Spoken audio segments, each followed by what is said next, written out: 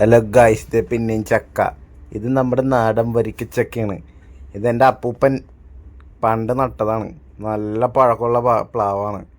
ഇതുമേലത്തെ ചക്ക എന്ന് പറഞ്ഞാൽ ഒന്നൊന്നര ചക്കയായിരുന്നു പണ്ട്. ഇപ്പം ചെറുതായി തുടങ്ങി. കുറേ ഉണ്ടാകുന്നുണ്ട് ഇപ്പം. എന്നാലും ടേസ്റ്റിനൊന്നും വ്യത്യാസമില്ല. നല്ല കലക്കൻ ടേസ്റ്റാണ്. അതെ, ഇപ്പം അതിൻ്റെ കളർ ഇങ്ങനെ ഇരിക്കുകയെന്ന് പറഞ്ഞാൽ മഴയത്ത് ഉണ്ടായത് പറഞ്ഞാണ്. ഇപ്പം കരിമ്പം പോലത്തെ എന്താണ്ട് അടിച്ചേക്കണേണ്. അതായത് നമ്മൾ ബുക്കിൻ്റെ ചട്ട നോക്കിയിട്ട് കാര്യമില്ല, അതിൻ്റെ ഉള്ളിലത്തെ സാധനത്തിനാണ് കാര്യം എന്ന് പറഞ്ഞ പോലെ തന്നെ ഇതും. എൻ്റെ ഉള്ളിൽ അങ്ങോട്ട് മുറിക്കുമ്പോൾ കണ്ടോട്ടാ, വെറുതെ അടിപൊളി സാധനമാണ്. മുറിക്കാനായിട്ട് കത്തി അങ്ങോട്ട് കയറണല്ല, അങ്ങോട്ട് നല്ല സൂപ്പറായിട്ടിരിക്കണം. അപ്പച്ചനാണെങ്കിൽ ആഞ്ഞ് മുറിക്കണം, വെട്ടിയിട്ടും രക്ഷയില്ലാത്ത പോലെ. എന്നിട്ടിത് ഇതിപ്പം തുറക്കും, ഇപ്പം തന്നെ തുറക്കപ്പച്ച അങ്ങോട്ട് ഇതേ കണ്ട ചക്ക നോക്കിയേ, മഞ്ഞ കളറിൽ. അപ്പം തന്നെ ഞാൻ ചെറിയ പീസ് അങ്ങോട്ട് എടുത്ത് കഴിച്ചു നോക്കി. ആഹാ, ഇഷ്ടപ്പെട്ടു പോയി.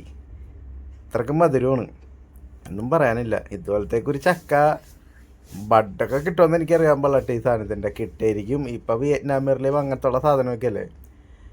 അപ്പോൾ അതിൻ്റെയും ടേസ്റ്റിന് വ്യത്യാസം ഉണ്ടാകുന്നത് എനിക്കറിയാൻ പാടില്ല. ഞാനൊരു വിയറ്റ്നാമിയറിയുടെ പ്ലാവ് കൊണ്ടുവന്ന് നട്ടിട്ടുണ്ട്. അത് ചിലപ്പോൾ 2 കൊല്ലം കൊണ്ട് ആകുകയാണെന്നുണ്ടെങ്കിൽ ഞാൻ അതിൻ്റെ റിവ്യൂ ഇടും. ഇതാണ്. അപ്പോൾ അപ്പച്ചൻ പൊളിക്കണേണ് ഇരുന്ന്. അപ്പം തന്നെ ഇങ്ങനെ പൊളിച്ചിങ്ങനെ ഇട്ടുതരും. കുഞ്ഞുനാളെ തൊട്ട് എങ്ങനെയാണ് ഞാൻ മുതുക്കനായി, എന്നാലും ഞാനിപ്പോഴും അതുപോലെയൊക്കെ തന്നെ ഇരുന്ന് തിന്നണത്.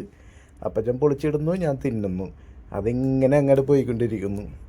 അപ്പം തിന്ന് സൂപ്പർ സാധനവും നല്ല മധുരം ഉണ്ടെന്നാണ് ഞാൻ പറയണത്. ഞാനത് വേറെ വോയിസ് കൊടുത്തവണേ.